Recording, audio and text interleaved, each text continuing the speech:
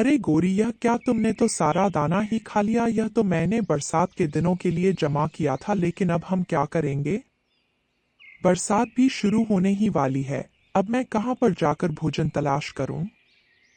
पहले तो मैं पक्षियों को बेवकूफ बना लिया करता था, लेकिन अब तो सब पक्षी इतने चालाक हो गए हैं कि उनके सामने कैसा भी नाटक कर लूं, मेरी बातों में ही नहीं आते।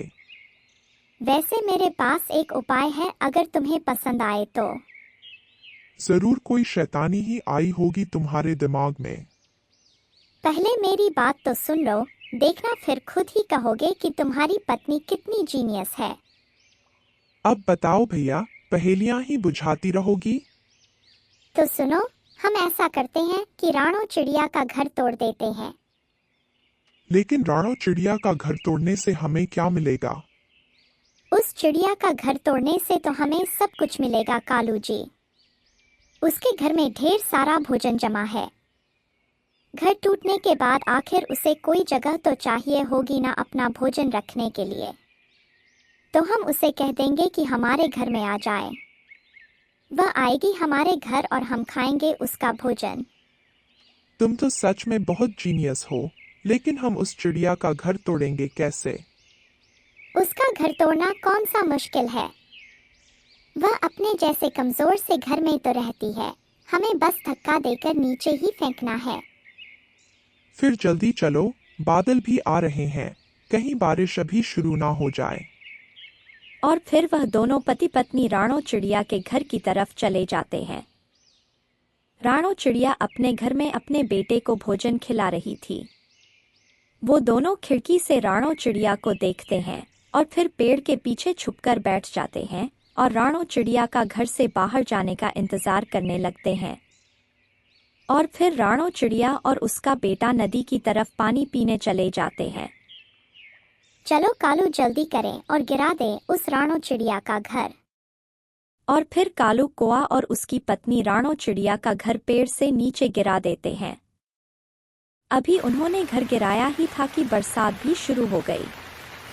राणो चिड़िया और उसका बेटा भी पानी पीकर आ जाते हैं। राणो चिड़िया अपने घर को नीचे गिरा देख बहुत हैरान हो जाती है।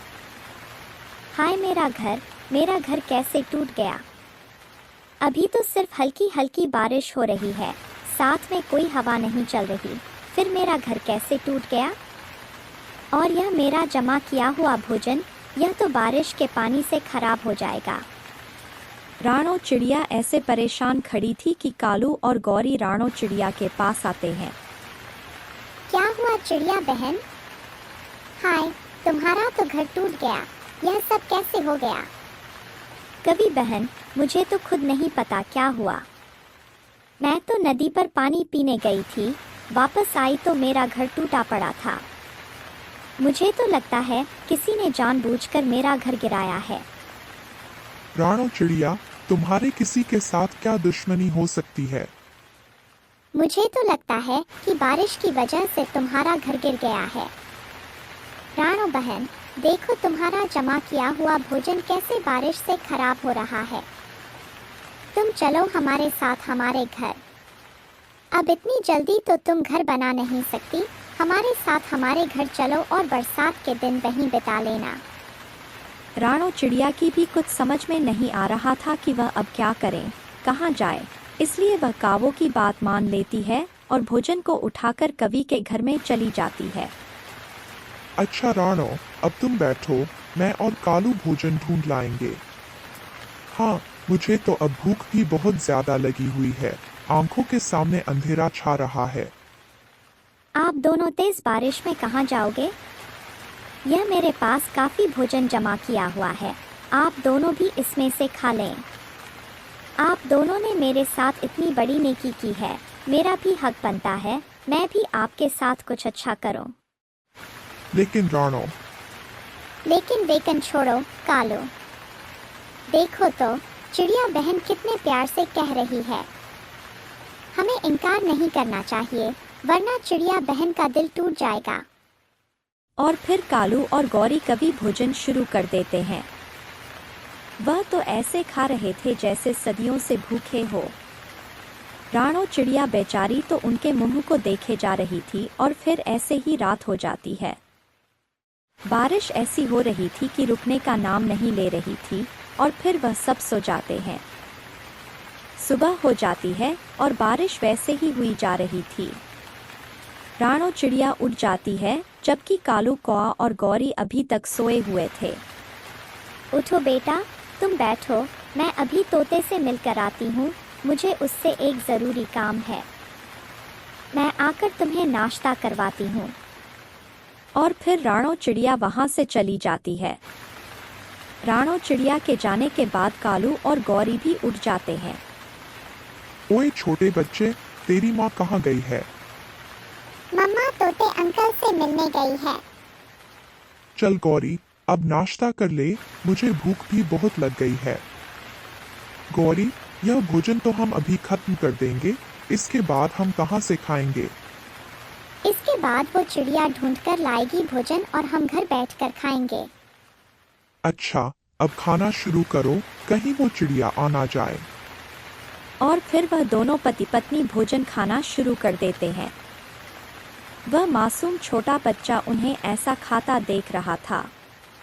उसके देखते देखते वह दोनों सारे का सारा भोजन ही खत्म कर देते हैं। और फिर राणो चिड़िया भी आ जाती है। यह क्या, आपने मेरा सारा भोजन ही खा लिया? अभी तो मुझे अपने बेटे को नाश्ता करवाना था।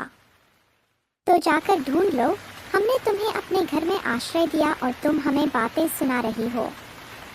अगर हमारे घर में रहना है तो उसके बदले में तुम्हें हमें भोजन ला कर देना होगा, नहीं तो तुम अपना कहीं और बंदोबस्त कर लो।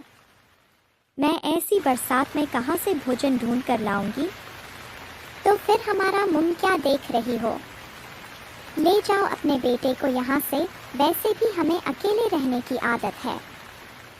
रात भी तुम्हारी वजह से हमने बहुत मुश्किल से गुजारी है। राणो चिड़िया तो गौरी और कालू की बातें सुनकर हैरान रह जाती है। वह बहुत कमजोर थी और कभी शक्तिशाली। वह अपने बेटे को साथ लेती है और चुपचाप वहां से चली जाती है। थोड़ी दूर जाकर राणो चिड़िया को एक पेड़ में सुराख नजर आता है। वह सुराख काफी बड़ा था। वह और उसका बेटा उस सुराख में आसानी से बैठ जाते हैं और बारिश के पानी से सुरक्षित हो जाते हैं। अभी वह बैठे ही थे कि आवाज आती है और आसमान से बिजली निकलकर नीचे गिरती है। वह बिजली कालू कौवे के घर पर गिर जाती है और कालू का घर एक सेकंड में खाक बन जाता है।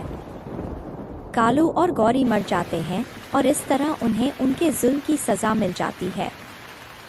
प्यारे दोस्तों, किसी भी कमजोर के साथ कुछ बुरा करते हुए यह सोच लेना चाहिए कि ऊपर वाले की लाठी बहुत बेआवाज होती है। तो दोस्तों, अपने इस कहानी के क्या सीखा वो हमें कमेंट बॉक्स में ज़रूर बताएं। और तब तक के लिए हिंदी टून्स टीवी चैनल को सब्सक्राइब कीजिए और लाइक भी कीजिए और ज़्यादा से ज़्यादा शेयर कीजिए।